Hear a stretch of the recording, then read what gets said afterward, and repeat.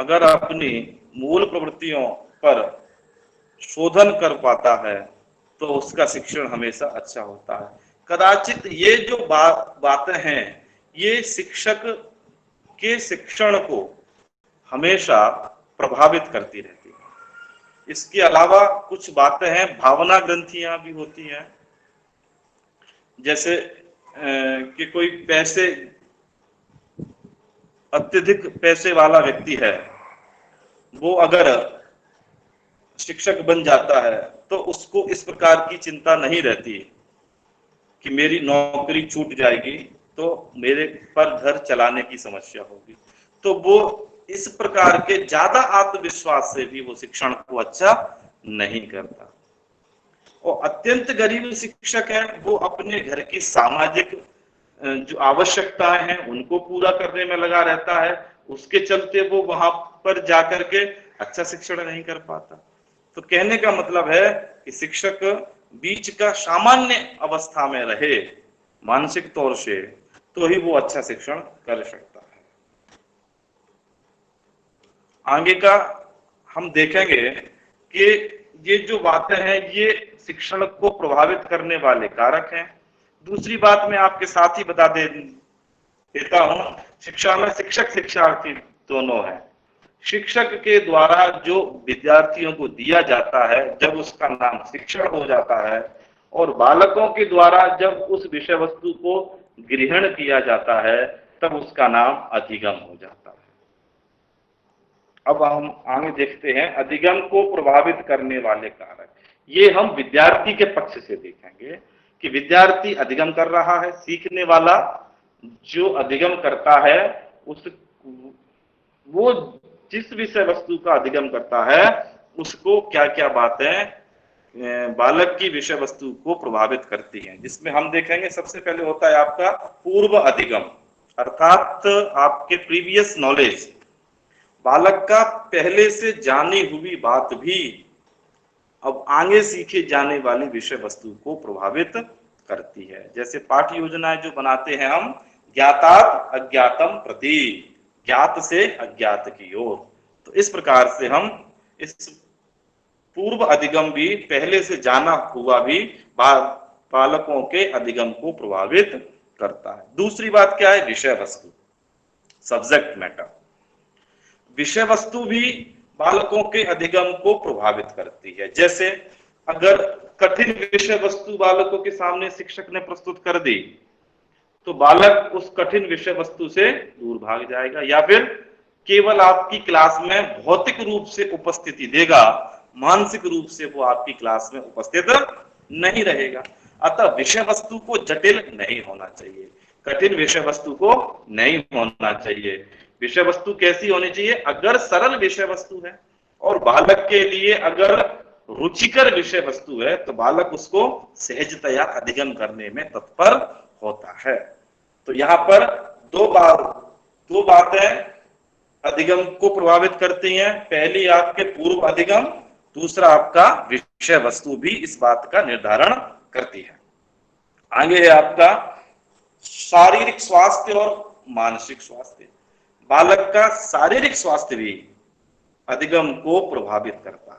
कहने का तात्पर्य है अगर बालक में कोई डिसेबिलिटी है, कहीं से वो अस्वस्थ है, सामान्यतः यदि बालक को बुखार है या अन्य कोई शारीरिक कष्ट है या कोई एक शारीरिक यदि कोई विसंगति है, तो उसके द्वारा लगातार एक विपरीत चिंतन करने से बालक के मन में भावना ग्रंथियां उत्पन्न हो जाती हैं, कुंठित विचारधारा, हीन भावना विकसित हो जाती है, जिसके चलते भी बालक कभी कभी बहुत सरल विषय वस्तु को भी अधिगम उसका नहीं कर पाता है। तो शारीरिक स्वास्थ्य भी बालक के अधिगम को प्रभावित करता है। मानसिक स्वास्थ्य, बालक के ऊपर उसके घर के वातावरण का जैसे शिक्षक के ऊपर प्रभाव पड़ता है वैसे बालक पर पड़ता है। तो उसके घर का वातावरण कैसा है, विद्यालय के अन्य बच्चे, बालक का कैसा उसके साथ व्यवहार है, विद्यालय के शिक्षकों का उसके साथ क्या व्यवहार, इस प्रकार से उसके मानसिक स्वास्थ्य के बारे में पता चलता है। अगर मानसिक स्वास्थ्य अच्छा है तो बालक किसी भी विषय वस्तु को शीघ्रता से ग्रहण कर सकता है। अन्यथा मानसिक स्वास्थ्य यदि थोड़ा सा भी ठीक नहीं होता है तो वो अधिगम को करने में समस्या उत्पन्न कर देता है। शिक्षण को प्रभावी कैसे बनाएं, आपने पूछा शिक्षण को प्रभावी कैसे बनाया जाता है। देखिए, शिक्षण को प्रभावी बनाने के लिए अच्छी विधि का प्रयोग करना पड़ेगा, अच्छे शिक्षण के सहायक उपकरण का प्रयोग करना पड़ेगा, और सबसे बड़ी बात आपको स्वयं बिल्कुल सन्नद्ध होना पड़ेगा। शिक्षक को पूर्ण रूप से तैयार रहना पड़ेगा हर प्रकार से, तभी आपका शिक्षण प्रभावी हो सकता है। आप अपने शिक्षण के प्रति कितने सजग हैं, और आपको यानी कि शिक्षक ही परिस्थितियों का निर्माण करता है। जितनी भी कक्षा कक्ष में परिस्थिति है, शिक्षक अपनी कक्षा का सर्वे सर्वा होता है, मुखिया होता है। अतः वो जिधर बालकों को ले जाना चाहे उधर बालकों को ले जाता है, ले जा सकता है। ठीक, आगे देखेंगे अधिगम की इच्छा।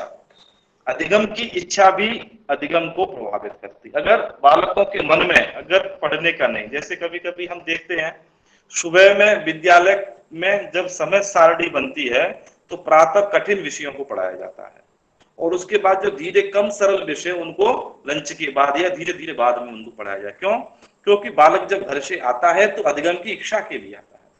शुरू के 1 2 3 कालांश में उसकी जो पढ़ने की जो क्षमता है वो ज्यादा होती है। अतः क्या होता है कि हम शुरू में कठिन विषयों को पढ़ाते हैं, लेकिन जब लगातार कंटिन्यूअस ऐसा चलने से बालकों में अधिगम की इच्छा में कमी होने लगती है।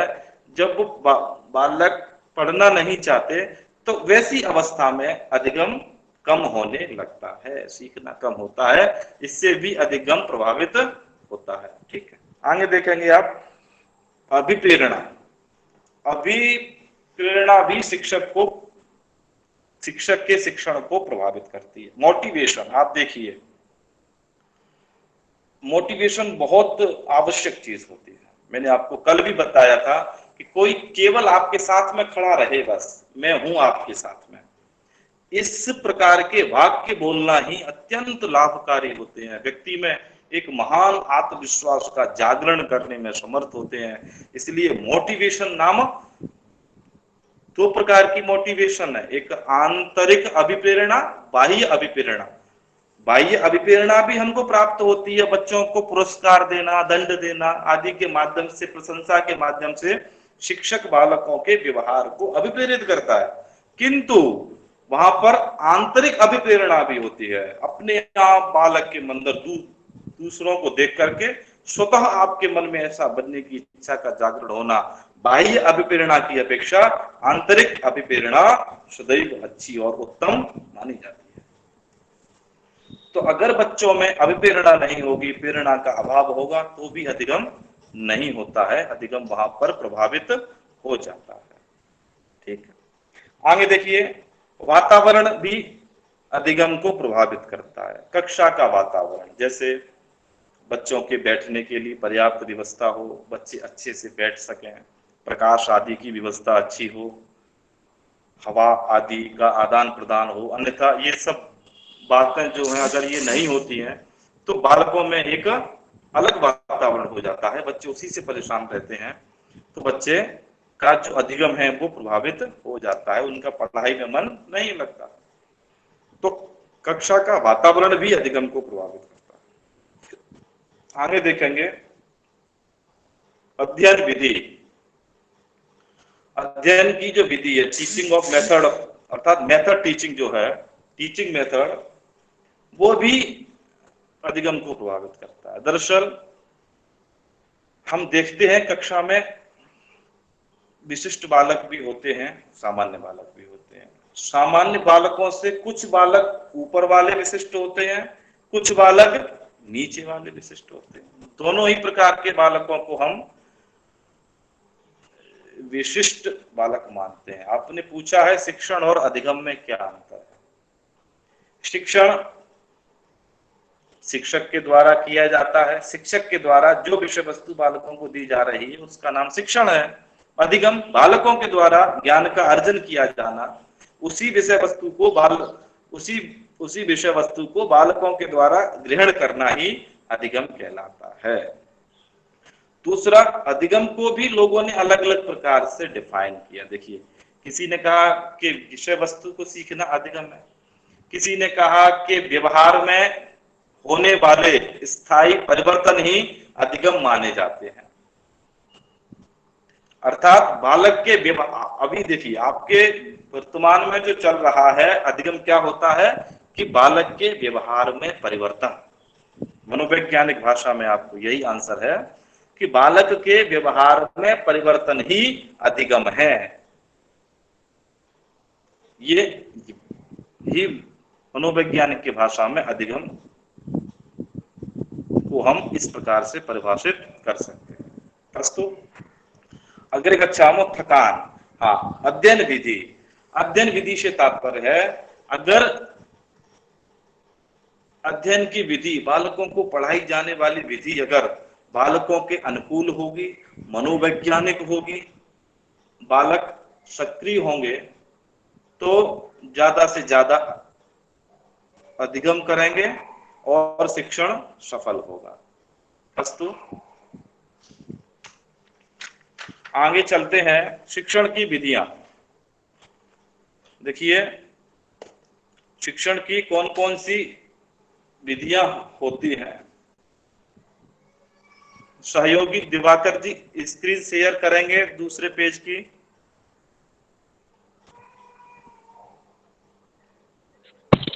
कर दिए महोदय जी।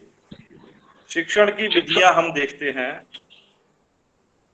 देखिए, शिक्षक के द्वारा जिन माध्यमों के द्वारा शिक्षक के द्वारा थकान रह गया, ठीक है। थकान वही है, श्रांत भाव है आपका, जो पिछले अधिगम को प्रभावित करने वाले कारकों में थकान है। थकान नाम बच्चा, जब कोई व्यक्ति कार्य करते करते करते करते थक जाता है तो उसकी आगे कार्य करने की सामर्थ्य कम हो जाती है।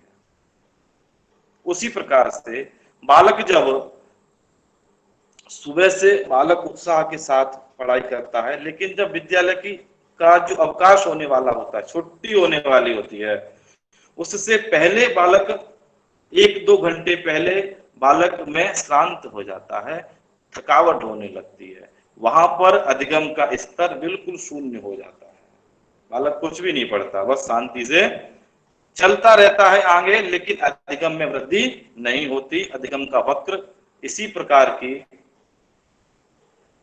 विशेषता को या वार्ता या कथन को स्पष्ट करता है। ठीक है, आगे देखते हैं हम शिक्षण की विधियां।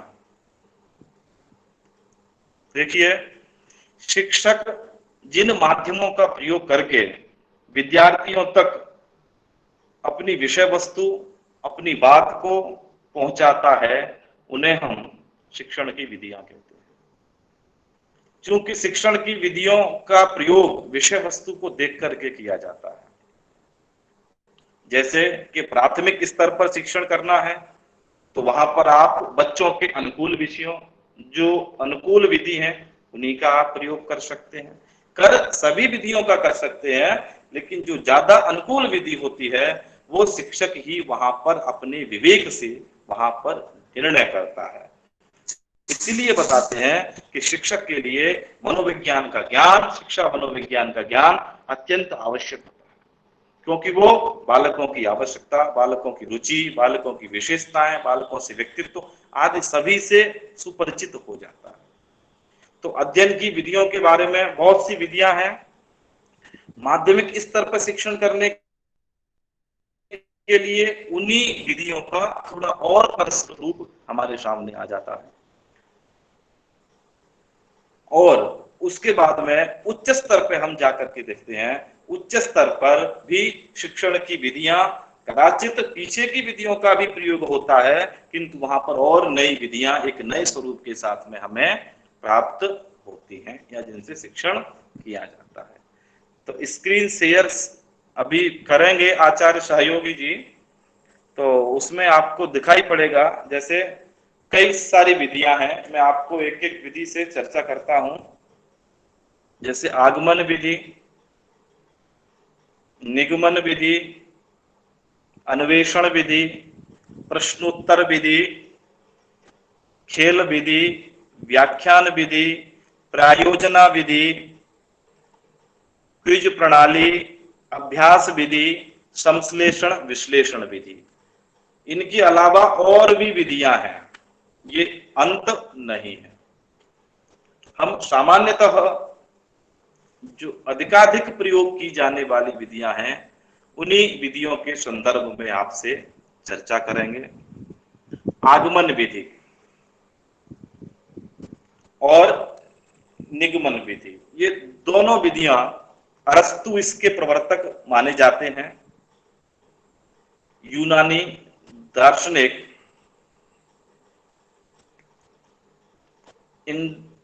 इंडक्टिव और डिडक्टिव मेथड, आगमन विधि और निगमन विधि। आगमन विधि में क्या होता है, जैसे अगर ये दोनों विधियां एक दूसरे की पूरक विधियां होती। देखिए, आगमन विधि में जब शिक्षण किया जाता है तो शिक्षण के क्रम को पहले बालकों के सामने उदाहरण रखते हैं। बालक उदाहरणों को देखते हैं, उनको देखने के बाद बालक कुछ एक सामान्यीकरण करते हैं। सामान्यीकरण करने के बाद बालक नियम का निर्धारण करते हैं। ऐसा आगमन विधि में होता है। किंतु जब हम निगमन विधि की बात करते हैं तो निगमन विधि में क्या होता है, पहले बालकों के सामने सूत्र रूप में बातें प्रस्तुत की जाती हैं, फिर उनकी व्याख्या की जाती है, फिर उनके उदाहरण एग्जाम्पल्स का प्रयोग किया जाता है। संक्षेप में मैं आपको बता रहा हूं। जैसे कि निगमन विधि, अगर हम बात करें कि लघु सिद्धांत कौमुदी व्याकरण में यदि हम उसका अध्यापन कराएं तो वो निगमन विधि का उदाहरण स्वीकार किया जाता है। जैसे कि सबसे पहले आपने सूत्र पढ़ाया, हाँ अभी आपको मैं बता दूंगा स्थायी ज्ञान के लिए बेहतर विधि क्या है। देखिए, सबसे पहली बात, जब व्याकरण की सिद्धांत कौमुदी पढ़ाते हैं तो इको यणसी सूत्र पढ़ाया। सूत्र के बाद में उसकी वृत्ति, इक स्थान यण स्यादति संहितायाम विषय, ये उसका कुछ उसका अर्थ स्पष्टीकरण। अर्थ स्पष्टीकरण के बाद में फिर क्या किया आपने, शुद्धि उपास्य, शुद्धि प्लस उपास्य इति स्थिति, ऐसा आपने निर्देश किया। तो निगमन विधि में पहले सूत्र को बताया जाता है, फिर सूत्र की व्याख्या की जाती है, व्याख्या के बाद बालकों को उससे संबंधित उदाहरणों का निर्देश या दर्शन कराया जाता है। लेकिन आगम तो ये विधि क्या, ये विधि शिक्षण के अधीन रहती है, हमेशा शिक्षक के अधीन रहेगी। बालक इस विधि में स्वतंत्र नहीं है। बालक अपनी ओर से कुछ नहीं कर सकता, उसके सामने शिक्षक जैसी जैसी विषय वस्तु प्रस्तुत करता जाता है, बालक उसको आत्मसात करता जाता है। इसके विपरीत जो विधि है वो आगमन विधि। आगमन विधि क्या है, आगमन विधि को में निगमन विधि का विपरीत होता है। सबसे पहले शिक्षक बालकों के सामने कुछ उदाहरण प्रस्तुत करता है। उन उदाहरणों को प्रस्तुत करने के बाद में उनमें कहाँ-कहाँ विकार उत्पन्न हो रहे हैं, किस किस परिस्थिति में मिलकर के क्या क्या शब्द बनते हैं, ये बालकों के सामने करता है। बालक इस प्रकार के परिवर्तन को देखकर अपने मन में वृत्त्यात्मक भाव, जो कि सूत्र की वृत्ति थी वहां सेकंड नंबर में, उसी प्रकार से कुछ एक नया उसके अर्थ का बालक निर्धारण करते हैं कि ये अ और अ मिलकर के आ हो रहा है, पहले वाले में, दूसरे वाले में भी आ हुआ है। इस प्रकार से कई उदाहरणों को देखने के बाद फिर उसके बाद में बालक क्या करते हैं, एक नियम का निर्धारण बालक स्वतः ही करता है। यदि अ के बाद अ आ रहा है तो आ ही होगा, दीर्घ संधि का उदाहरण। तो इस प्रकार से आगमन विधि में बालक हमेशा सक्रिय होता है, इसलिए आगमन विधि को मनोवैज्ञानिक विधि माना जाता है। ठीक है, आगे देखेंगे अन्वेषण विधि। इसी का दूसरा नाम है खोज विधि। प्रोफेसर आर्मस्ट्रांग ने इस विधि का प्रतिपादन किया। अन्वेषण, ये भी विधि मनोवैज्ञानिक विधि है। ये विधि क्या, शिक्षण जब इसके द्वारा किया जाता है तो इस विधि में बालक सक्रिय होता है, बालक इस विधि में सक्रिय होता है, अर्थात बालक के सामने ऐसी परिस्थिति पैदा की जाती है कि बालक उस समस्या का समाधान खोजने का प्रयास करता है। ये भी आपकी एक मनोवैज्ञानिक विधि मानी जाती है, अन्वेषण विधि। ठीक है। दूसरी बात, आप नेक्स्ट विधि आपकी प्रश्नोत्तर विधि। प्रश्नोत्तर विधि के प्रवर्तक कौन है? सुकरात को माना जाता है। देखा, अरस्तु, सुकरात, प्लेटो। तो सुकरात को प्रश्नोत्तर विधि का प्रवर्तक माना जाता है। सुकरात अपने शिष्यों से इसी प्रवर्तक विधि, इसी प्रश्नोत्तर विधि के माध्यम से वो उनकी जिज्ञासाओं को शांत करते थे। उनके अनुयायी उनसे प्रश्न करते थे, वो उन प्रश्नों का आंसर देते थे। अर्थात प्रश्नोत्तर विधि भी शिक्षण की अच्छी विधि है। बालक, शिक्षक, जो शिक्षार्थी हैं वो शिक्षक से अपनी अपनी समस्याओं के आधार पर प्रश्न करें और शिक्षक उनकी समस्याओं को यथोचित रूप से समाधान करे। दूसरी एक और विधि है आपकी संवाद विधि। संवाद विधि के प्रवर्तक प्लेटो को माना जाता है। प्लेटो संवाद विधि से प्रवर्तक। सुकरात ने व्यक्ति सह लोगों से करते थे प्रश्न, और संवाद मतलब अच्छे प्रकार से वार्तालाप के माध्यम से प्लेटो अपने शिक्षण किया करते थे। ठीक है। नेक्स्ट विधि आपकी खेल विधि। खेल विधि आपकी सर हेनरी कार्डवेल कुक महोदय, जो आपको दिया होगा स्क्रीन में, उन्होंने इस विधि का प्रतिपादन किया। उनकी एक बुक है, उसका नाम है प्ले वे। उन्होंने इस विधि में बताया कि बालकों को खेल के माध्यम से शिक्षा किस प्रकार देते हैं। बालक खेल के माध्यम से शिक्षा यदि प्राप्त करता है तो वो बहुत ज्यादा, और बात तो खेल खेल में ही वो बहुत सी नई नई बातों को जल्दी जल्दी सीख जाता है। ठीक है। जैसे अभी आप में से किसी ने मुझे पूछा था स्क्रीन पे कि कौन सी विधि से अधिगम ज्यादा स्थायी होता है, तो मैं आपको बताना चाहूंगा कि सबसे ज्यादा अगर स्थायी अधिगम करने के लिए हमें लर्निंग बाय डूइंग, स्वयं कृत्वा अधिगम, अगर बालक किसी बात को स्वयं करके सीखेगा, क्रिया करके यदि बालक सीखेगा तो क्रिया विधि के द्वारा सीखा गया ज्ञान बालक पर स्थायी रहेगा। आगे देखेंगे व्याख्यान विधि। प्रश्नोत्तर विधि में शिक्षक और छात्र दोनों ही सक्रिय होते हैं। आप सत्यम, क्योंकि छात्र भी वहां पर शंका कर रहा है, उसके मस्तिष्क में भी कई प्रकार की ज्ञान की लहरें उठ रही हैं, उनके समाधान के लिए वो शिक्षक से करता था। दोनों ही सक्रिय होते हैं। अस्तु, आगे देखते हैं व्याख्यान विधि, लेक्चर मेथड। देखिए, आप सभी लोग जानते हैं लेक्चर मेथड कितना प्रसिद्ध है, और शिक्षक के पास में जब कोई सामग्री नहीं हो, कोई अन्य विधि का सहारा न ले पा रहा हो, तो प्राय हम सभी लोग लेक्चर मेथड का ही प्रयोग करते हैं। और ये आपके प्राचीन भारतीय पद्धति इसमें आता ही गया है। हमारे यहाँ पर हम अपने वेद में, पुराण में, उपनिषद में आदि में हम जहाँ सर्वत्र देखते हैं, प्राय हमें अन्य विधियों का भी निदर्शन यथोचित रूप में प्राप्त होता है, किंतु व्याख्यान विधि का सर्वाधिक रूप में हमें प्राप्त होता है। तो व्याख्यान विधि एक अच्छी उत्तम विधि मानी जाती है। प्राथमिक स्तर पर ये उतनी अच्छी नहीं है, इसका उपयोग अच्छे से नहीं हो सकते, किंतु उच्च स्तर के बालकों के लिए यह अत्यंत उपयोगी विधि मानी जाती है। प्रयोजना विधि, किलपैट्रिक, प्रयोजनवाद के प्रवर्तक किलपैट्रिक महोदय ने, जो जॉन डीवी के शिष्य थे, उन्होंने इस विधि को बनाया, प्रयोजना विधि, जिसका दूसरा नाम है प्रोजेक्ट मेथड। ये एक समस्या, इन्होंने कहा कि प्रोजेक्ट क्या होता है, कि प्रोजेक्ट एक समस्या मूलक कार्य है। क्या है प्रोजेक्ट? समस्या मूलक कार्य, अर्थात समस्या से संबंधित कार्य है कोई, उसी का नाम है प्रोजेक्ट।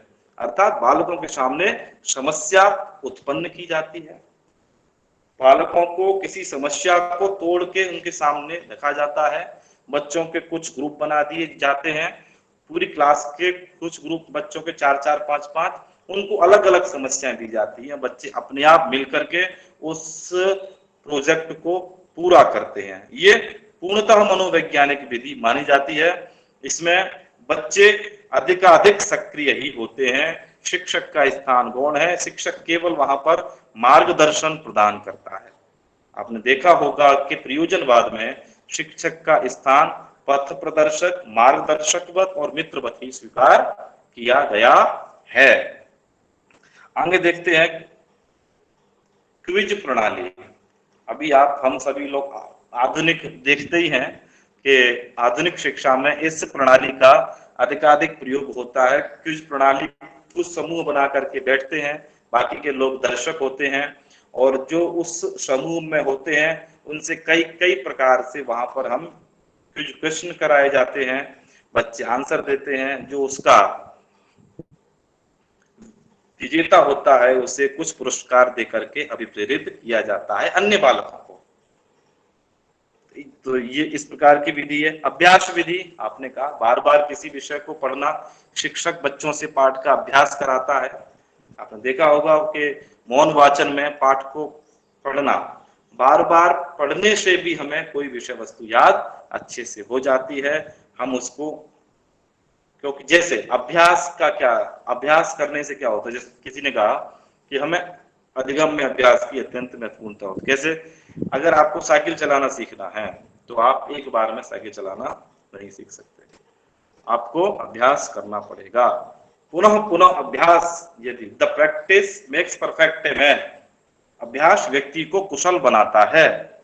ये थॉर्नडाइक ने जो अधिगम का सिद्धांत दिया उसका दूसरा नियम है।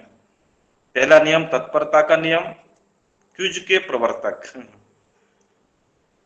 ये विधियां आधुनिक विधियां हैं, इनके वास्तविक किसी प्रवर्तक का ऐसे पता नहीं चल पाता, लोगों के द्वारा व्यवहार में की जाती हैं,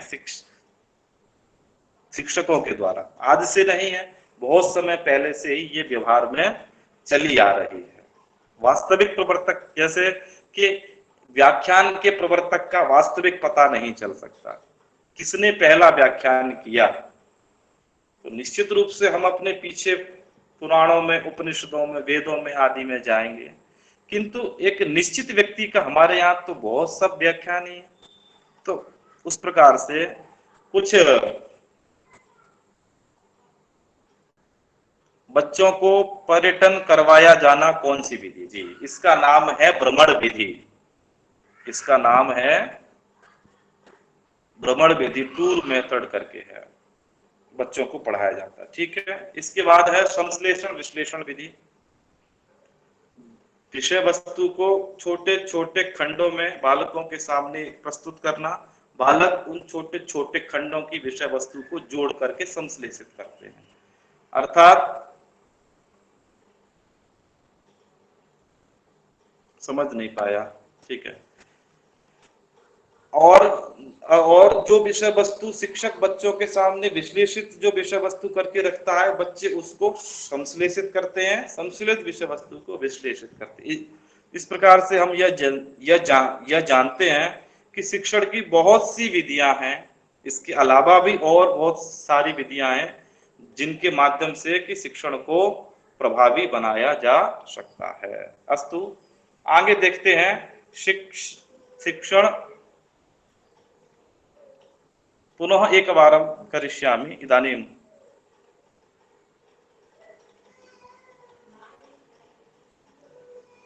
आगमन निगमन विधि के बारे में मैंने आपको बताया कि आगमन विधि में उदाहरण से नियम की ओर जाया जाता है, निगमन विधि में नियम से उदाहरण की ओर जाया जाता है। निगमन विधि में शिक्षक की प्रधानता होती है, आगमन विधि में छात्र की प्रधानता होती है। जहां पर छात्र की इच्छा के अनुकूल, मन के अनुकूल, सिद्धांतों के अनुकूल यदि शिक्षण किया जाता है तो वहां पर हम कहते हैं कि मनोवैज्ञानिक शिक्षण है।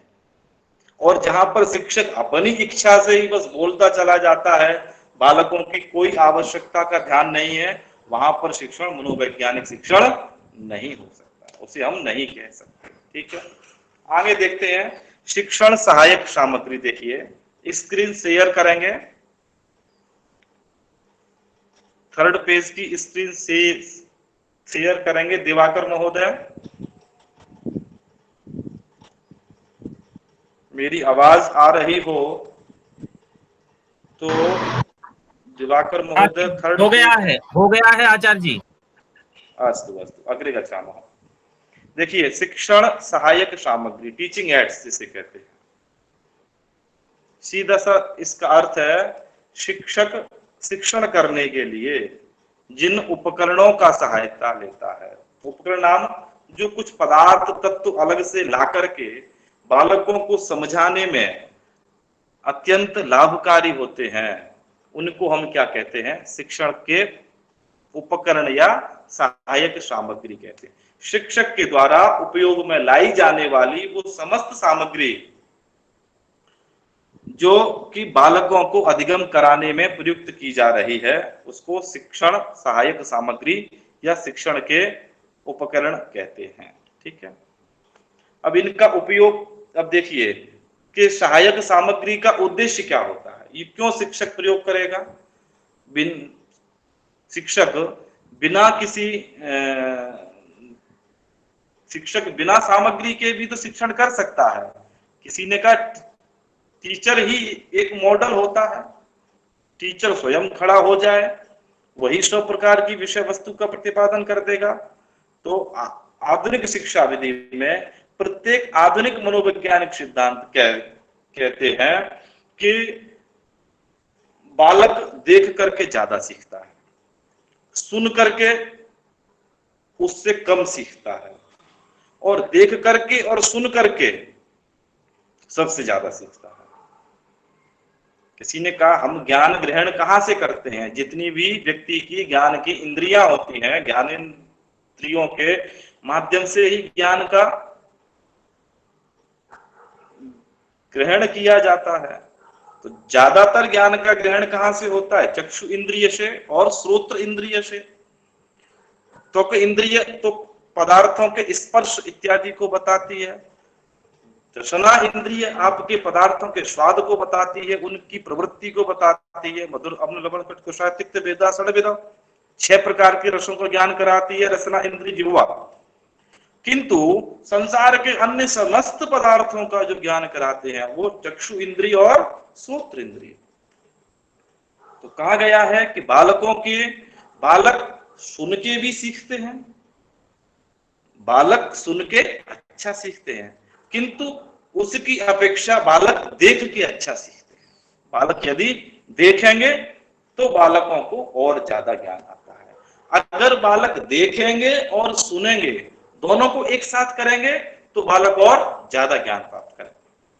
और सबसे बड़ी बात, बालक स्वयं करके सबसे अच्छा सीखता है।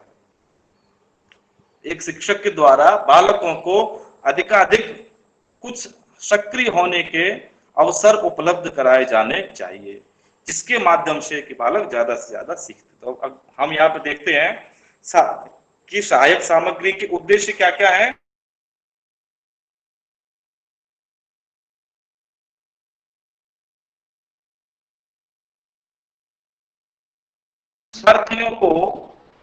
विद्यार्थियों का ध्यान पाठ पर लगाना। बच्चे देखते हैं, जैसे मैं ताजमहल नहीं पढ़ा सकता क्लास, तो ताजमहल की प्रतिकृति मॉडल बनाऊंगा, तो बच्चे उस मॉडल को देख करके तथाभाषित होंगे कि ताजमहल ऐसा है, लाल किला ऐसा है, गंगा जी ऐसी हैं, पुरी जगन्नाथ जी का मंदिर ऐसा है, दिल्ली ऐसी है, राजभवन ऐसा है, लखनऊ ऐसा है, इत्यादि प्रकार से पर्वत, हिमालय पर्वत ऐसा है।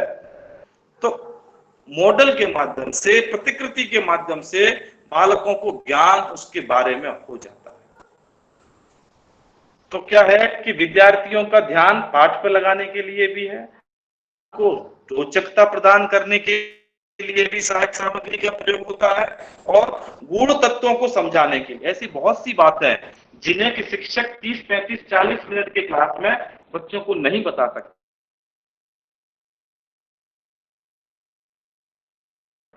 वैसी भी बातों को समझाने के लिए शिक्षक उनके सामने उपकरण, अर्जित ज्ञान का स्थायीकरण करने के लिए। देखिए, आपने कहा किसी ने कुछ, जो ज्ञान बालकों ने अर्जित किया है उस एक सामग्री का प्रयोग किया जाता है। देखिए, सहायक सामग्री के 3 प्रकार हैं मुख्य रूप से, एक दृश्य सामग्री, एक श्रव्य सामग्री और एक दृश्य श्रव्य सामग्री।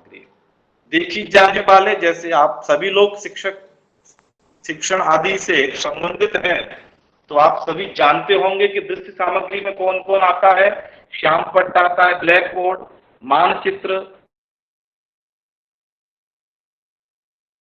मॉडल, लपेट फलक, भित्ति चित्र इत्यादि जो कि शिक्षक के द्वारा प्रदर्शित किए जाते हैं, वो सभी दृश्य सामग्री है। केवल देखिए, आपका है श्रव्य सामग्री, जहां की शिक्षक बच्चों को सुना करके बच्चों को अधिगम कराता है, अभ्यास कराता है शुद्ध उच्चारण आदि का, जिसमें tape recorder, radio player, record player आदि और आपका ग्रामोफोन, ये उपकरण आपके श्रव्य सामग्रियों में आते हैं। दूसरा आपका आता है दृश्य और श्रव्य सामग्री, अर्थात वो देखी भी जाती है और सुनी भी जाती है। आप सभी लोग उनसे अच्छे प्रकार से परिचित हैं, जैसे दूरदर्शन, दूरतः दर्शनम एवं दूरदर्शनम, वीडियो, कंप्यूटर, चलचित्र, फिल्म जो होती है उसके माध्यम से भी, और कंप्यूटर संगणक। आज हम देखते ही हैं कि ऐसा कोई भी विभाग नहीं है जहां पर संगणक नहीं प्रयोग हो रहा हो। तो दृश्य श्रव्य सामग्री का अधिकाधिक प्रयोग करके शिक्षक अपने शिक्षण को प्रभावी बनाता है। हरिओम। आचार्य जी मेरी बात को सुन रहे हैं? जी महोदय।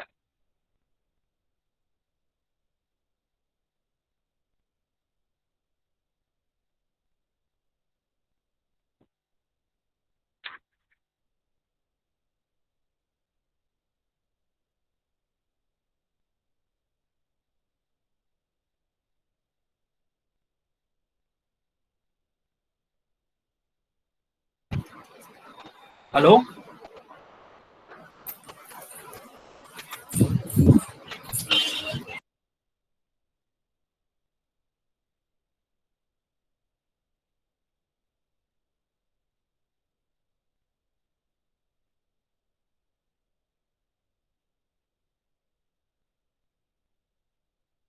ध्वनि नहीं आ रही है आपकी।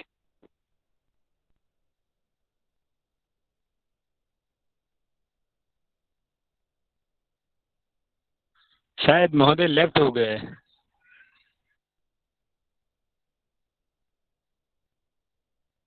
जी, लग रहा है महोदय जी नेटवर्क इशू हो गया होगा थोड़ा बहुत।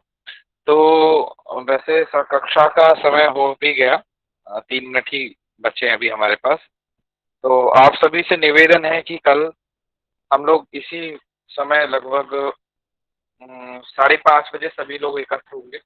5:30 बजे हम सभी लोग आ जाएंगे और 5:30 से 6:30 बजे तक। और आप लोग के जो भी प्रश्न हो, तो लिंक पहले से ही आ जाती है, आप लिंक के माध्यम से आपके जो भी प्रश्न है वो यहाँ पर भी मतलब आप टेक्स्ट कर सकते हैं। और सेम यही जो क्लास, जो कुछ लोग हमारे जो मित्र हैं क्लास नहीं कर पाए हैं, वो लोग यूट्यूब जो हमारा चैनल है संस्कृत प्रदीश पर आप लोग जाकर वहां पर भी देख सकते हैं। और आपकी जो भी क्वेरी है, जो भी क्वेश्चन आपके मन में आ रहा है, जो भी प्रश्न आपके आज रह गए हैं, वो आप वहां पर जाके एक बार आप अपने टेक्स्ट के माध्यम से आप वहां भेज दीजिएगा। उन पे कल चिंतन किया जाएगा, उस पर हम लोग चर्चा कर लेंगे। तो इस कक्षा को हम लोग और किसी का कोई प्रश्न हो तो आप ज्यादा से ज्यादा अपने मित्रों को, जो हमारे सहयोगी जो नेट की तैयारी कर रहे हैं, आजकल कोरोना की समस्या के कारण बहुत से लोग कहीं जा नहीं पा रहे हैं, तैयारी नहीं कर पा रहे हैं, तो उन लोगों को आप यहाँ पर लिंक शेयर कर सकते हैं, वो लोग भी इससे ज्यादा से ज्यादा सीख सकते हैं। सर एक निवेदन था जी बोलिए ओम जी। कि जो पीडीएफ जो यहाँ शेयर करते हैं ये आप दूसरे दिन करते हैं, तो मेरा आपसे निवेदन था कि आज ही के दिन यदि ग्रुप में शेयर कर दें तो हम उसको वापस से रीड आउट कर सकते हैं। जी ओम जी, इस विषय पे चिंतन करेंगे और हम वो कोशिश करेंगे कि ग्रुप में उसको शेयर कर दिया करेंगे। ठीक है, सेम डे ही कोशिश करेंगे, शाम को ही डाल देंगे, तो उससे क्या होगा कि जो पढ़े हैं एक बार उसका रिवीजन हो जाएगा, तो वो थोड़ा सा अच्छा रहेगा। ठीक है ओम जी, इस पर हम इस पर थोड़ा चिंतन करके वो भी, और किसी को कोई प्रश्न हो तो आप थोड़ा सा बताइएगा। जो महोदय अभिषेक तिवारी जी ने कहा है कि इस नंबर को ग्रुप में ऐड करना है, तो एक बार आप प्लीज ग्रुप में टेक्स्ट मैसेज कर दीजिए, मैं इसको ऐड कर दूंगा ग्रुप में। ठीक है,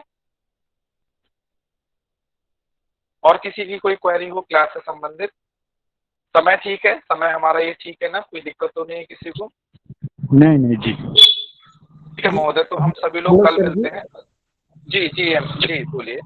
जी सर जी, मेरा एक तो प्रश्न था, लेकिन अभी तो सर जी तो लेफ्ट हो गए, इसलिए अभी कोई बोलेंगे। ना, आप अपना प्रश्न रखिएगा और कल हम आपके प्रश्न का चर्चा कल कर लेंगे। ठीक है जी, तो सभी लोगों को प्रणाम, और सभी लोग फिर कल हम लोग पुनः मिलते हैं। जी धन्यवाद। कल हम धन्यवाद सभी को प्रणाम। ठीक है, प्रणाम आप प्रणाम। सर थोड़ी सी एक बात है।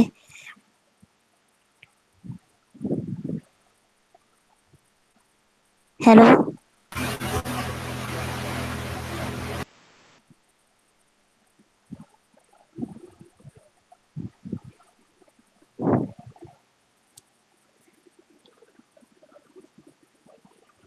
हाँ, विषय संबंधित प्रश्न हो तो आप बता सकते हैं, उसको हम रिकॉर्डिंग कर रहे हैं। नहीं विषय संबंधित नहीं है। ठीक है, मैं ग्रुप में पूछ लूंगी। ठीक है ठीक है। और अभिषेक जी, आपके लिए मैंने यहाँ पर लिंक दे रखे हैं, आप उसको जोड़ सकते हैं। अभिषेक तिवारी जी, आप उसमें से जुड़ सकते हैं, आपको लिंक दिया गया है, नहीं तो हम भी उधर से जोड़ने का प्रयास करेंगे।